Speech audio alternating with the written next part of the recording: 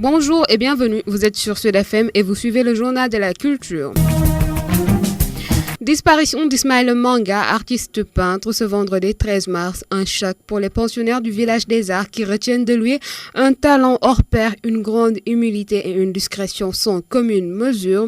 Témoignage de Idrissa Diallo, responsable de la galerie Léopold Sédar Senghor. Le réveil a été très brutal avec l'annonce du décès de notre ami et frère Ismaël Manga. Donc Manga, franchement là, j'ai pas de mots. Vu le choc qui a été un peu brutal quand même pour nous. Manga, c'est un artiste, c'est vraiment un artiste à tout point de vue, Ismaël, qui a eu sa formation en fait aux Beaux-Arts, donc j'en parlais hier, donc c'est la formation avec Mohamedou Diallo Bassem, donc qui sont vraiment des artistes qui savent vraiment manier le crayon, donc qui maîtrisent vraiment leur dessin, parce que de plus en plus, on ne dit pas que ceux qui sont là ne savent pas dessiner, mais bon, voilà, c'était une formation pour ne pas dire très complète. Et Manga, quelque part, après sa formation, on peut dire qu'il est allé au Canada, il s'est installé là-bas pendant au moins 13 ans avant de revenir au village. Et donc, depuis son retour, donc voilà, il était au village, donc avec son travail, son projet d'art. Parce que sur son travail, on peut aussi dire que voilà, depuis 10 ans au moins, que Ismaël en fait ne travaille plus avec la couleur.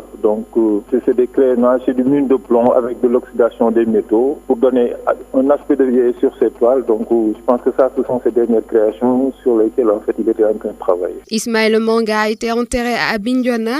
Par Mois-Voix, le groupe Sud Communication présente ses sincères condoléances à la famille et aux proches éplorés.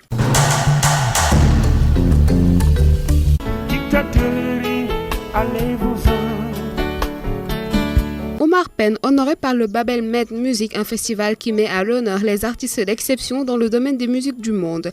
L'artiste va recevoir son prix le 26 mars prochain, jour de l'ouverture de ce festival qui en est à sa 11e édition. Il va se produire sur la scène du Babel Med Music avec des musiciens comme Hervé Sombe, Dembel Diop, Numukunda Cicero, Omar Pène que nous avons joint depuis la France. Pour lui, cette reconnaissance va à son équipe, ses collaborateurs qui ont travaillé d'arrache-pied.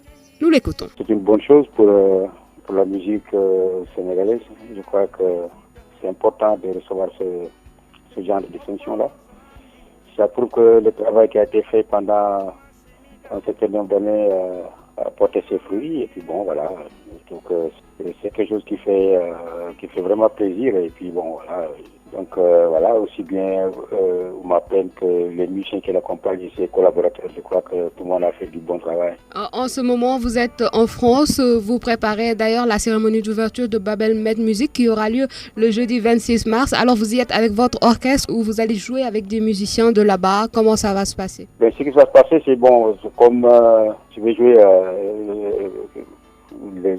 les albums, enfin mon répertoire acoustique, donc il y a des musiciens d'ici et des musiciens qui viennent du Sénégal, tels que Dembel, Aline, Numukunda et les autres qui sont ici, quoi, en fait. On dirait que Morpen, l'acoustique vous réussit mieux que la musique mbalar que vous faisiez avant. Ben, écoutez, je crois que par rapport à l'ouverture à la disposition aussi, je crois aussi que par rapport à la promotion que j'ai pu y avoir, depuis que j'ai commencé depuis l'album Miamba jusqu'au dernier Dayan, c'est un style musical qui a porté au Malpen. Je crois que et ce qui m'a fait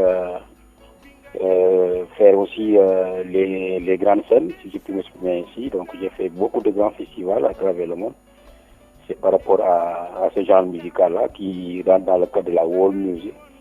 Je crois que c'est une musique qui est très prisée de nos jours ici en Occident en tout cas. Suminga Tony B, son sa costume, les derniers élections. Pour terminer ce journal de la culture, nous allons à Saint-Louis à la découverte du Centre de recherche et de documentation du Sénégal, récemment réfectionné grâce à la coopération italienne, une réfection dont a bénéficié également l'hôtel Rogna Sud au cœur d'une polémique. Ce bâtiment affecté au ministère de la Culture va être occupé par plusieurs services finalement. C'est ce que nous dit Fatima Tafal, qui est la directrice du CRSD, qui est l'ex-IFON du Sénégal et de la Mauritanie. Nous sommes sur un site qui est classé patrimoine mondial. Pour pouvoir travailler, il faut qu'on respecte certaines normes liées à la réhabilitation. Donc avec la direction du patrimoine à Dakar, avec l'entreprise, avec la coopération espagnole qui nous ont soutenus avec les ressources, non seulement avec les ressources, mais même pour la conception du dossier technique.